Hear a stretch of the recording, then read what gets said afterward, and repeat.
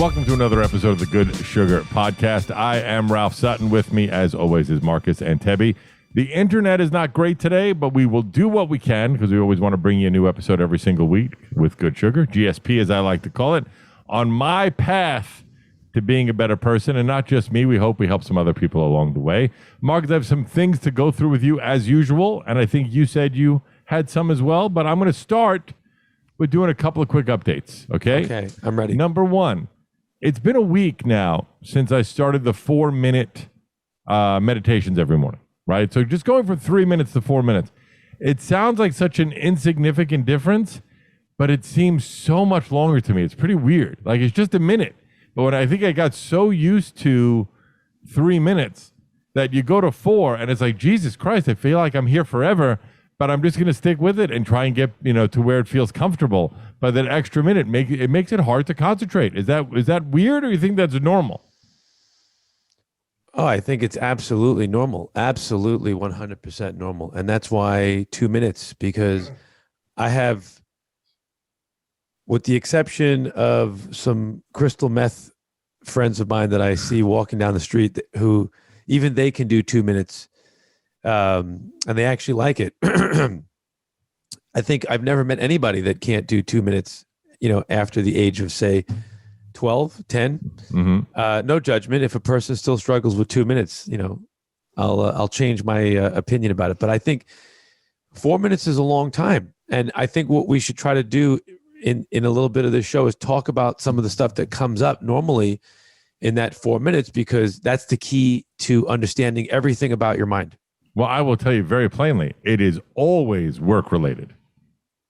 It's always things I think about, what I could be doing, how I'm going to map out my day, and then I say, okay, well, I don't have to worry about that right now, and I go back to thinking about focusing on me breathing in and out. I would say 99%. Can I give you a piece of advice? Can I give you a tip? Okay. Just the tip? Just the tip. All right. First thing is, do you make a special time and place and when you're going to actually do this? I have it it's part of my, not only, it's funny. So in the 2 books that I've read that I loved, which are Atomic Habits and Chatter, the thing I thought was fascinating is a lot of the things that are recommended in those books are things that I was doing already, which I thought was interesting. So we'll use Atomic Habits first as an example. The best way to build positive habits is building them around things you're already doing, right? So I make my bed religiously when I wake up. That is what I always do. The first thing I do is make my bed. Right. So now, right after I make my bed, I sit on the edge of my bed and I do some stretches and some mini little movements to help loosen up my body. And then once those are done, which is about 5 minutes, I then meditate. This would have been a very professional program if we had B-roll footage of you sitting on the edge of your bed and the exercises just come on the screen. Yeah. One day we'll have that kind of production value. Then I do the 4 minutes of 4 minutes of the meditation. Then I do push-ups and sit-ups, and then I start my day. That's how I start every morning. Let me just digest this, okay? So I think, and if I'm being honest, and a poop is in there, but okay. But hey, listen, man, that's probably the most important part of your day, right? Get rid of your waste material. Yeah. We talked about this a little bit on an episode or 2 ago, and you got into details, and I thought it was, really great. I wanted to give you a lot of credit and help you to recognize that what you're doing, it's really not different than what the monks in the Himalayas are doing.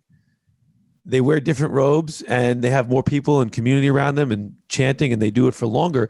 But it really all begins with what they do. They wake up, they wash their face, they have their cup to wash their hands, their eyes, they have a specific towel. They go to the breakfast room, they sit down, they're quiet, they eat, they wash their plate, they sit in meditation for 2 hours, and it just goes on, and they create these atomic habits. Mm-hmm. And because they chose a path with probably very little distraction, whatever they're going to get from this practice, they're probably going to get it faster. Okay. It doesn't mean it's going to be better, and it doesn't mean it's true. You might have a superior intellect, and intellect is a big part of what we comprehend in our meditation. It's not an equal playing field for all people. I agree. But what I would recommend that you do is just take 2 minutes of that meditation and go back to what you were doing before, which was you were trying to concentrate on the breathe in, to breathe Oh, out. that's all I do. But you asked me what comes up. All I do is focus on the breathe in. But once in a while, Right. in the midst of it, my mind starts to wander. Absolutely. And then I'm like, oh, stop that and come back to breathing. And that's what I do. That is what I do. But you asked me what comes up. Sorry, don't resist. Why not make 2 minutes for the breathing and then 2 minutes just to be an observer, and don't resist. Just watch what comes up and make notes. And you will develop from there if you keep consistent. What I believe will happen for you is that as you start to watch the noise that comes up, in the next session, you might say, oh, I was thinking a lot about work and I was, had anxiety, or I was trying to solve a problem. What will slowly happen is you'll conquer that. You'll crush that. And then the 4 minutes will become like the 2 minutes. Right. Well, it went from 3 to 4. But yes, I agree with you. Okay, I just added the 1 minute. That's why I thought it was so amazing to me how just an extra 60 seconds seems like eons for me right now. It's wild. Some days, when I get up and I have the plan of meditation, it becomes like I feel like I went back 35 years in history. I'm so distracted and so unwilling, so caught up that I don't even realize that I'm actually forgetting something. And the habit for me that always gets me to trip on it is there's got to be one thing that I do every morning that suddenly just reminds me of all these tasks that I'm doing. Mm-hmm. And it's reading. I always have a few books by the bedside. I pick up something, whether it's on physics, and black holes, which I have no idea what I'm reading, or if I'm reading a health and wellness book, whatever it is. By the first page, I remember, oh yeah, I'm supposed to meditate. And then I have my tricks that I have to plan myself some days where I'm just not into it.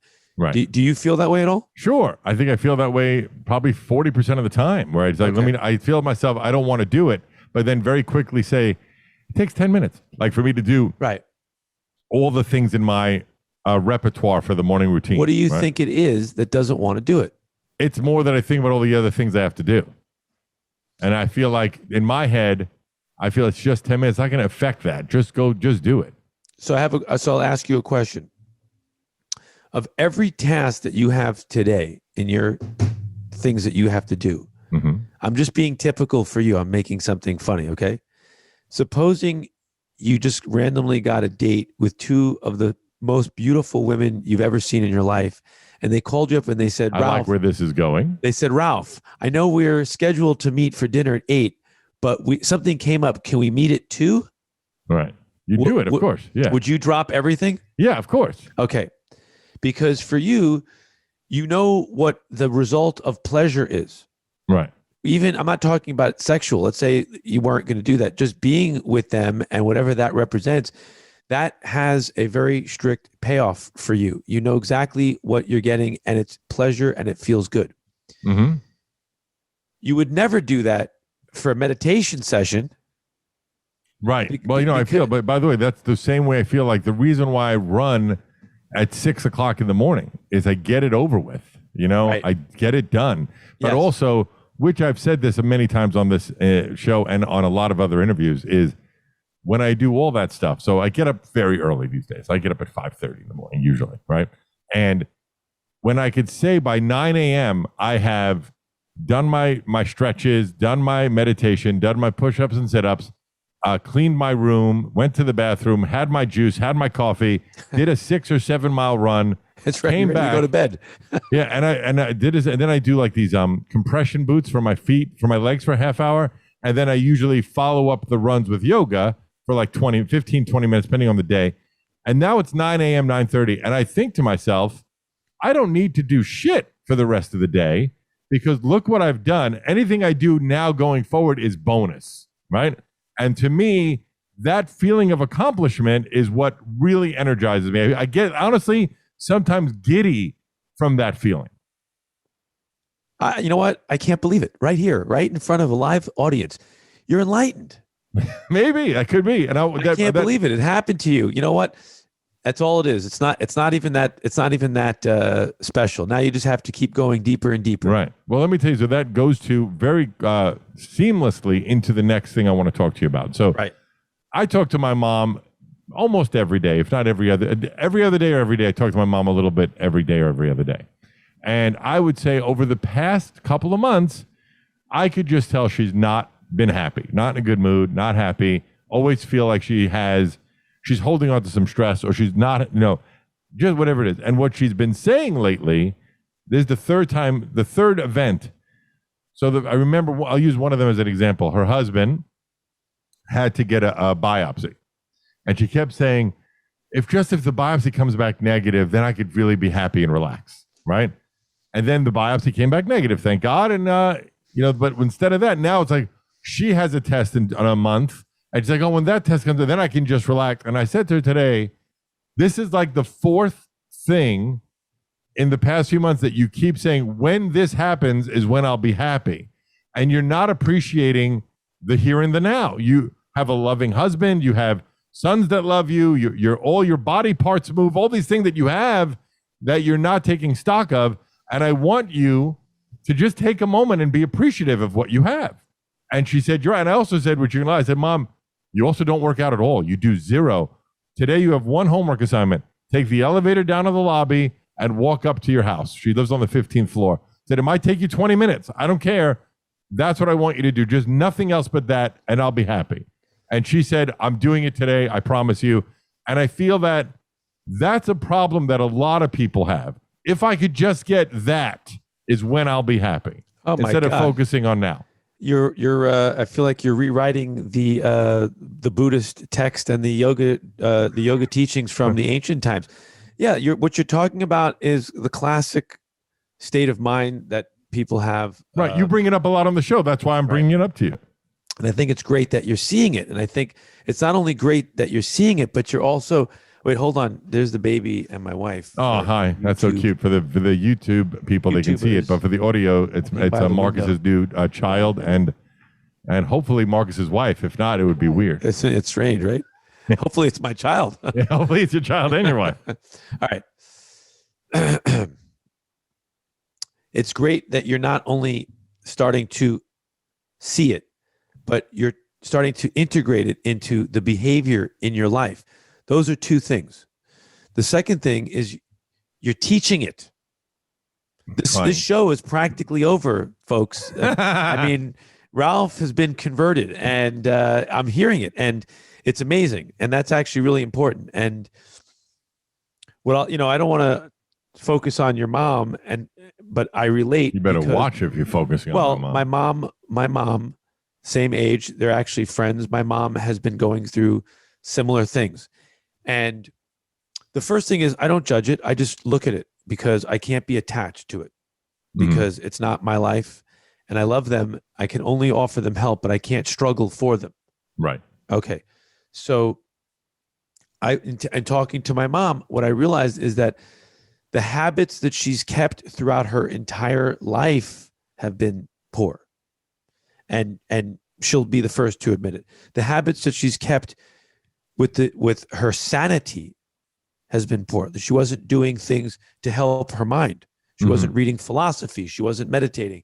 She didn't have therapy. All these different things. Wasn't writing. Can name 1,000 things. I'm not judging. I'm just saying, you get what you get back what you put into your happiness. And by the way, your mom went through, which you didn't mention recently. She went through a terrible tragedy. A very close friend of her. Well, two very close friends, and a cousin, and a cousin a week later. By the way, you know what? We know them, and so we can mention their name. It's not Estelle Hedaya and Linda March. And the crazy thing, they both perished in the Miami building tragedy.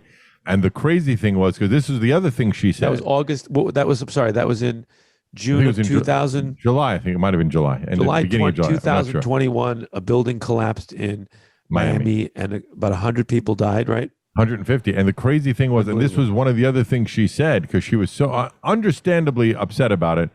The crazy thing is, Estelle Hedaya, her body was the last body to be found. They found every other body but didn't find her. And that was one of the first times she said, if they find her body, then I could finally mourn. I was like, what do you think that she's going to come out and say, I'm here? Like, she's gone, and don't put so much emphasis on the actual remains, because she's not here anymore. Yeah, but people people have limitations on what they'll be able to understand, and you have to realize that. It's why it's easier for a person like you can be atheist and not I'm not really atheist. I'm agnostic. agnostic-ish. That's close enough, right? You use your sense of reason to find safety and comfort from emotions. That you have that intellect. There's other people that they might not have that intellect, or they might be steeped in a way of thinking for a lifetime, and it's very hard for them to break it. And so that what you're doing is right. You try to teach her, but you have to also communicate where she could hear you. Right. I agree. What's funny is that we were talking about it on, so my friend Jennifer that you know well, Yes. about what you do when you pass. Like, do you want to be cremated? Do you want to be buried? And I honestly said, I really don't care at all what you do with my body. And Jen had suggested there's this thing where they kind of take your remains and they plant a tree and you become a tree. Have you heard of that? Well, you said you don't care. I think I'd like permission to make a lamp out of you when you're dead. Well, when she said they could do a tree, I said, I'd actually love that if you put my tree by like an all girls high school and then let my tree grow there. That's we don't understand why, but this tree keeps going towards the women's locker room. Why does that keep happening? There's no sun over there. I want to be shot up into space in a little capsule. That's fine. Because you can't, there's always, you hear these theories like disposing the cremation in like the ocean. It's illegal. You can't just throw someone's bodily remains in the water. That's illegal. So it's just interesting to figure out. But anyway, that being said, yeah, my mother did go through a really hard time with losing, not only she lost two friends in that building in two separate apartments. They just happened to live in the same building. And then like less than a week later, one of her cousins just passed away out of nowhere, young and healthy, like 50 something years old, had a tumor in his back and passed away like immediately, which is rough. So, listen, you're putting your finger right on the problem. And I would say, to me, what I hear is that your mom has a lot of fear. And so when you understand that, I mean, that's very general, right? If you got to the root of a lot of what people are thinking, a lot of our unhappiness and suffering is rooting somewhere in fear. But you know your mom so well, you know the source. So maybe encourage her to talk about those things more. That's a good idea. Yeah, I mean, plus, she's at an age too where I actually think there's a strange age in your early 70s, probably to around 75, where you're just totally in limbo. You still feel young and healthy and vibrant, and then you're like, wait a second, holy shit, I'm 75. Right. And right. like there's probably when you hit around 80s or something, you start going, okay, I get this. All right, there's going to be a curtain call here at some time. Right. And I just think that it's scary. It's scary, and I think even with your mother's wisdom, she might feel very alone in that journey. She might not feel comfortable to talk about her feelings about the aging process and about dying. So maybe encourage her to do that. I could be completely wrong. Yeah, but I agree with you. I do think a lot of it comes from fear. And then the other thing I want to tell you about is I know this is an interesting topic. It was funny. I got this as a DM 3 days ago, and I don't know why it came to me and not you, but I'll just read it to you. Just for the audience, I have a feeling that our show will be in syndication in the year 2061, and DM won't be a thing. So a direct message on Instagram. DM is Instagram being what is Instagram? A social media platform. Okay, they'll be mostly like, for what photos are these and guys some talking videos. about? So here it was. Ready? Ask Marcus to explain this. Uh-oh. The human body does not differentiate between naturally occurring sugars and those that are added to foods. The metabolism of all carbohydrates follows the same pathway, yielding the core monosaccharides as the end result. Fructose is converted to glucose or stored as fat. Glucose is for energy or stored as glycogen. Whoever copied that out of whatever book they copied it from, you did a great job copying. I'm just reading what was sent to me. And I said, I don't know. Like they say, all sugars are the same. And I said, I'm going to answer that. I'm going to answer that and say, first of all sugars are not the same. Just like every pebble on the beach is not the same. Every grain of sand is not the same. Show me anything that's the same in this world. Everything is different. Identical twins? No, right. They're not the same. So that's the first thing. You know that there's major differences between them. Okay. So the first thing is that there is a big misconception based on observation. There's no science smart enough yet that has figured out the precision things that happen on a minute level in every different chemistry. We could sit here and argue forever, and there'll always be a scientist who can say something smarter than the guy that was standing there before. He'll break it down and say the monosaccharide is really a polysaccharide, and it breaks down to a part, okay, you're the smartest one in the room.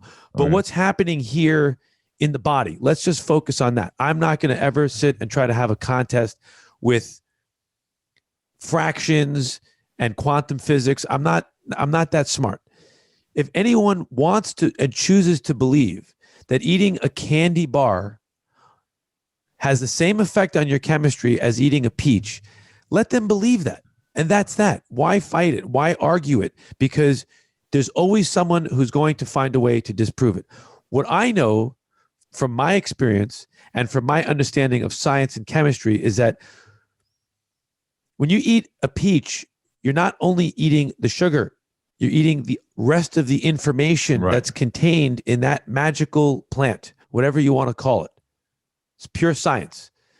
Because that gets into your bloodstream at the same time, everything is interacting. And you have to look at the big picture. You can't look at just one minute part. You got to look at the whole experiment and say that because all of these incredible nutrients are still intact, there's a different reaction in your chemistry than if you're eating something that's devoid of nutrients, super, super concentrated sugar, has all kinds of preservatives in it. What is the point of the argument? Someone is really just going out of their way to say fruit is evil. You should not consume it. Right. I also would imagine, by the way, just like the amount of time, I don't know how many, it's a religion. I know nothing about like how many grams of sugar is in a peach versus a candy bar. I don't know the answer to that, but I imagine is a lot more in a candy bar. Am I right? And even if it's the same, if I ate I'm just asking, but I'm just saying like the process. No, you could have a low calorie candy bar. I'm just saying, I know, but I'm just saying the process of eating a whole natural fruit and the pacing of that, and there's water in there, there's other things in there. That's right. Versus this thing designed to just stimulate your body. There's got to be a difference. And some people will never be satisfied with anything that they don't think came from the greatest PhD with the greatest science. And guess what? If that were the case, everyone on this planet would be walking around healthy because all the data it's already there. It's just not right. It's just not right.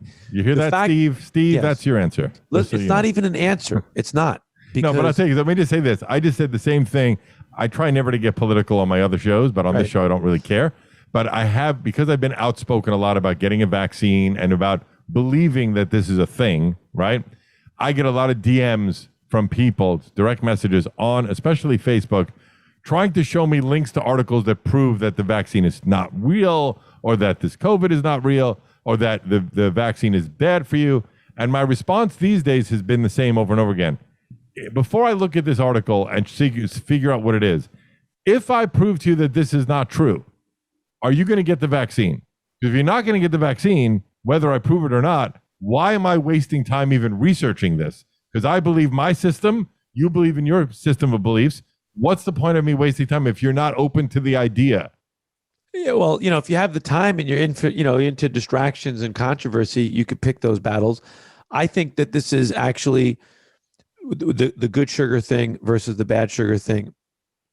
I think it's a really important conversation. I think it's not political, thank God. It has to do with health, and it has to do with the trend that I realize exists for the last 25 years, which probably is born in a gym, and it's born with dietitians who have some base knowledge, but not a lot.